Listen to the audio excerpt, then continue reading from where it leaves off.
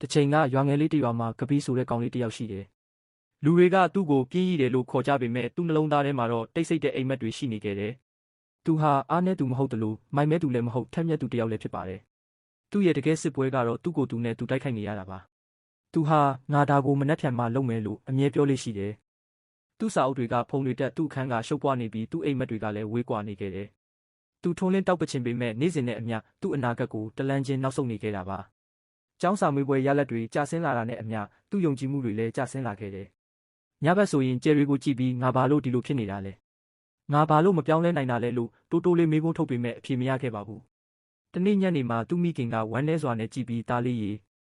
ဘဝဆိုတာဘသူ့ကိုမှစောင့်မနေဘူး။ဖြုံးပြီးပြစ်လိုက်တဲ့တရက်တိုင်းဟာကိုပခုံးပေါ်ကိုတင်လိုက်တဲ့ကြောက်တုံးတွေနဲ့တူတယ်။အခုမပြောင်းလဲရင်ဒီကြောက်တုံးတွေကသားကိုဖိတက်သွားလိမ့်မယ်လို့ပြောပါတယ်။ကပ်ဘီကပြုံးပြီးလစ်လူရှူလိုက်တယ်။တရက်လောက်နောက်ကျတာဘာဖြစ်သွားမှလဲလို့သူတွေးလိုက်တယ်။ဒါပေမဲ့ကံတရားမှာသူ့အတွက်အစီအစဉ်တစ်ခုရှိနေပါတယ်။ရွာထဲမှာပဲဂူရုတက်လို့ခေါ်တဲ့တကြီးဝကြီးဆရာတဦးရှိတယ်။သူဟာကလေးများစွာကိုလမ်းပြပေးပြီးသူတို့ရဲ့ဘဝကိုပိုမိုကောင်းမွန်အောင်ကူညီပေးတယ်လို့နာမည်ကြီးပါတယ်။ကပီရဲ့ဖခင်ကသူ့ကိုအဲ့ဒီဆရာကြီးစီခေါ်သွားခဲ့တယ်။ဂူရုတက်ကကပီကိုအေးဆေးစွာကြည့်ပြီးဒါဆိုမင်းကမနှက်ဖြန်ကကိုစောင့်နေတဲ့ကောင်လေးပေါ်လို့ပြောလိုက်တယ်။ကပီရှက်ရွံ့သွားတယ်။ဂူရုတက်ကသူ့ကိုထူးဆန်းတဲ့တာဝန်တစ်ခုပေးတယ်။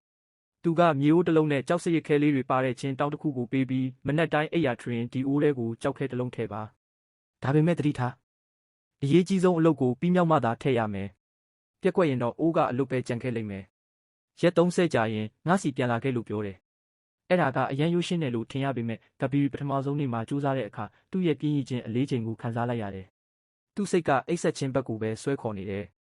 ဒါပေမဲ့သူကိုယ်တိုင်အတင်းတွန်းအားပေးပြီးတနာရီလောက်စာဖတ်လိုက်ပြီးမှပထမဆုံးကြောက်ခဲကိုအိုးထဲထည့်လိုက်တယ်။ကြောက်ခဲလေးအိုးထဲကိုကျသွားတဲ့အတန်ကသေးငယ်ပေမဲ့သူ့ကိုထူးခြားတဲ့ပျော်ရွှင်မှုတစ်ခုပေးစွမ်းနိုင်ခဲ့တယ်။နောက်ရက်တွေမှာလည်းအလုပ်တစ်ခုကိုအောင်မြင်အောင်လုပ်ပြီးကြောက်ခဲထပ်ထည့်တယ်။ရက်တွေကုန်လွန်သွားတဲ့အခါကြောက်ခဲတွေစုပုံလာတယ်။တချို့ရက်တွေမှာသူပြက်ကွက်ပြီးအိုးကအလွတ်ဖြစ်နေပေမဲ့နောက်တနေ့မနက်မှာတော့သူထပ်ကြိုးစားတယ်။အိုးထဲမှာကြောက်ခဲတွေဖြည်းဖြည်းချင်းပြည့်လာပြီးသူ့နှလုံးသားထဲမှာလည်းဂုဏ်ယူမှုတွေပြည့်လာတယ်။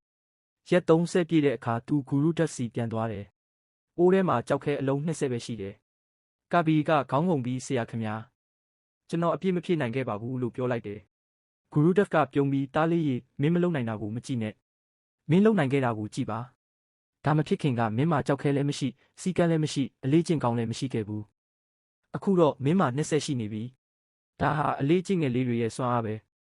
တရက်ကိုကြောက်ခဲတစ်လုံးဆိုတာဘာမှမဟုတ်တယ်လို့ထင်ရပေမဲ့သူတို့အားလုံးပေါင်းလိုက်ရင်တောက်တစ်ခုလိုကြီးမားလာလိမ့်မယ်လို့ပြန်ပြောတယ်။ဒီစကားတွေကကပီရဲ့နှလုံးသားထဲကိုမီးပြန်လို့ဆွဲဝင်သွားတယ်။အဲ့ဒီနေ့ကစပြီးသူဟာအလေးကျင့်ငယ်လေးတွေကိုအလေးနဲ့ထားလှုပ်ဆောင်ခဲ့တယ်။သူအချိန်မှန်အိပ်ရထားတယ်။နေ့စဉ်တနာရီစာဖတ်တယ်။မနက်တိုင်းမိနစ်အနည်းငယ်လောက်တိတ်ဆိတ်စွာနေထိုင်တယ်။ဖြည်းဖြည်းချင်းပဲသူ့မှတ်ဉာဏ်တွေတိုးတက်လာတယ်။စာမေးပွဲမှာလည်းအမှတ်ပိုကောင်းလာတယ်။တနစ်ကြာတဲ့အခါကပီဟာလုံးဝပြောင်းလဲသွားတယ်။သူဟာစီကံအာယုံစူးစိုက်မှုနဲ့ခွန်အားတွေကိုပေးစွမ်းနိုင်တဲ့အလေးအကျင့်တွေကိုတည်ဆောက်နိုင်ခဲ့တယ်။ဒီလိုပြောင်းလဲသွားတဲ့ကိုအသုံးချပြီးသူဟာရွာကနေပဲအွန်လိုင်းစီးပွားရေးလုပ်ငန်းငယ်တစ်ခုစတင်ခဲ့တယ်။အစပိုင်းမှာတော့ဆိုရှယ်မီဒီယာပေါ်မှာလက်မှုပစ္စည်းလေးတွေရောင်းရုံလောက်ပါပဲ။ဒါပေမဲ့နေ့စဉ်စူးစမ်းအားထုတ်မှုတွေဟာအိုးထဲကကြောက်ခဲတွေလိုပဲတဖြည်းဖြည်းချင်းတိုးပွားလာတယ်။လူတွေကသူ့ရဲ့ရိုးသားမှုနဲ့စူးစမ်းမှုကိုနှစ်သက်ကြတယ်။အဲ့ဒီပြင်းကြီးတဲ့ကောင်လေးဟာအခုတော့ပြင်းကြီးတော့သူမဟုတ်တော့ပါ။သူဟာနေ့စဉ်လှုပ်ဆောင်တဲ့အလေးကျင့်ငယ်လေးတွေဟာအရေးချင်းထက်တန်တရားထက်ထက်မြက်မှုထက်ပိုမိုအားကောင်းတယ်ဆိုတာကိုသင်ယူခဲ့ရတယ်